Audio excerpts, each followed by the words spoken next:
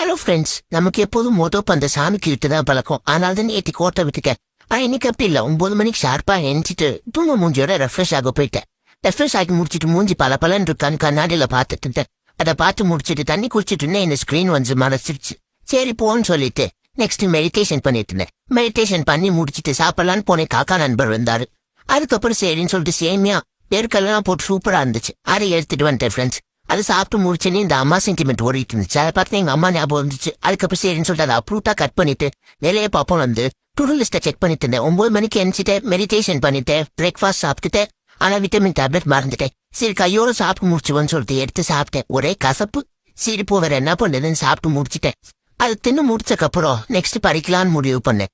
லேப்டாப்பை தொடர்ந்து ஒரு மணி நேரத்துக்கு அலாரம் செட் பண்ணேன் ஃப்ரெண்ட்ஸ். 10:50 வரைக்கும் படிக்கலான்னு சொல்லிட்டு நம்ம பெரிய திமிங்களை சஜஸ்ட் பண்ணாரு ஒரு கோர்ஸ். அதான் நம்ம சீனியர் டெவலப்பர். அவர் சஜஸ்ட் பண்ண கோர்ஸ் எடுத்து யூடியூப் சேனல்ல படிக்க ஆரம்பிச்சேன். கார் இருந்தா புரிஞ்சிப்பாங்க, ரூபா இருந்தா புரிஞ்சிப்பாங்க. ஆனா படிப்பை யாராலும் புடுங்க முடியாதுன்னு சொல்லிட்டு ஃபுல்லா படிச்சுட்டு இருந்தேன் ஃப்ரெண்ட்ஸ். வாழ்க்கையில ஒரு புருவம்.